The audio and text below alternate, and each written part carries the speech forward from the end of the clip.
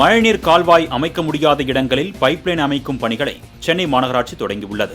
வேளச்சேரி பகுதிகளில் குறுகலான சாலைகள் அதிகம் உள்ளதால் அங்கு மழைநீர் கால்வாய் அமைப்பதில் சிக்கல் ஏற்பட்டது. இந்நிலையில் பைப்லைன் அமைத்து சோதனை செய்த மாநகராட்சி அதிகாரிகள் மழைநீர் முறையாக வெளியேறுவதை கண்டறிந்தனர். இதனையடுத்து பைப்லைன் அமைக்கும் பணிகளில் மாநகராட்சி நிர்வாகம் தீவிரமாக ஈடுபட்டுள்ளது.